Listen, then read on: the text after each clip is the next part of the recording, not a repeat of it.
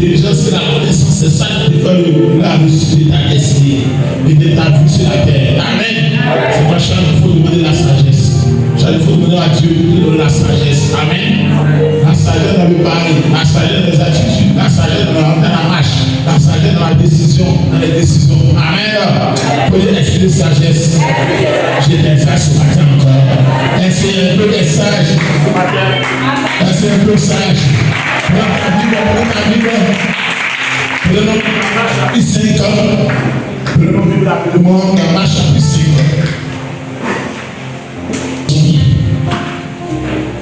Marc chapitre 9, verset 19.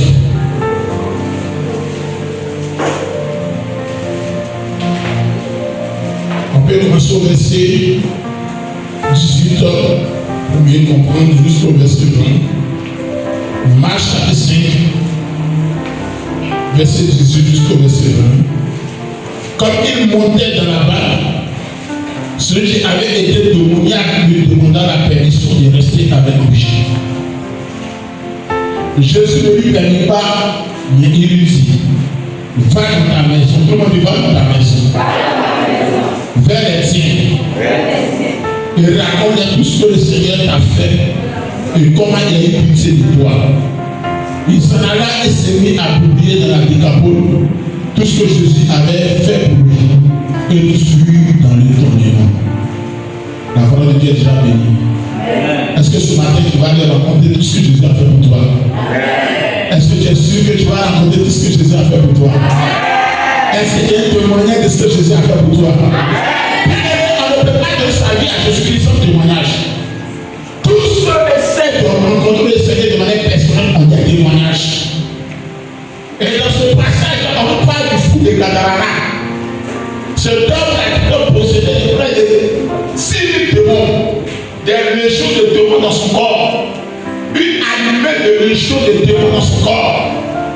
Mais ce homme-là, tout le monde le connaissait dans la région, tout le monde le connaissait dans son village, tout le monde connaissait dans son quartier, tout le monde le connaissait dans sa ville, que c'était une personne qui était tourmentée par les mauvais esprits, c'était une personne qui était tourmentée par les démons, c'était une personne qui n'avait pas une vie de stabilité, une vie équilibrée.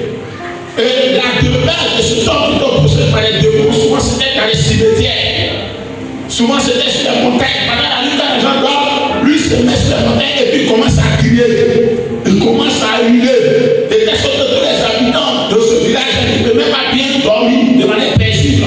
Parce que les démons dans le corps de ces personnes-là l'utilisaient à accomplir de mauvaises œuvres.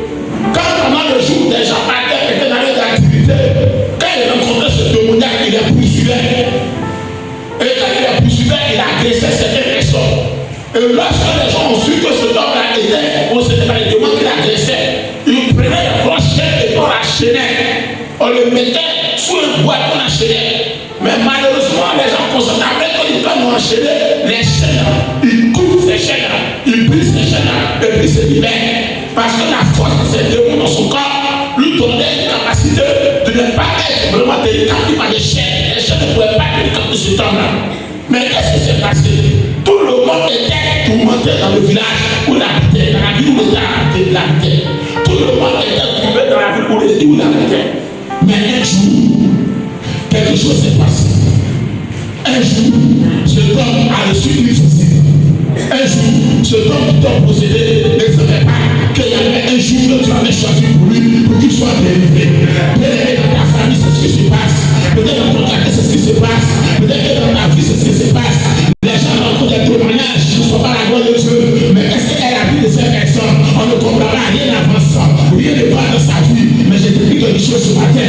Mais ce jour que Dieu a réservé pour toi, mais ce jour est arrivé. Mais cette saison est arrivée. La saison de la visitation. La saison de la visitation. La saison de la délivrance. Et ce jour que ce temps est arrivé.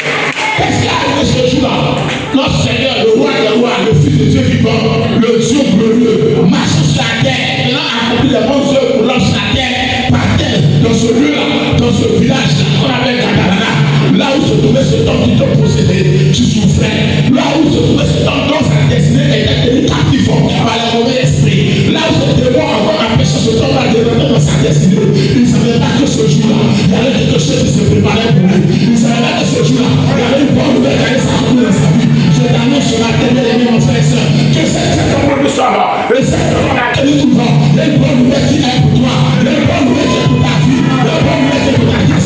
Quelque chose se passe dans ta vie ce matin, quelque chose se passe dans ta vie cette année 2026, cette année 2026, ne sera pas raison de l'autre année pour toi, parce que tu as décidé que cette année, c'est l'année de ta visitation divine, c'est l'année de ta délivrance, c'est l'année de ta restauration, c'est l'année là où les gens qui sont auprès de toi, les choses changeront, et c'est ce qui s'est passé.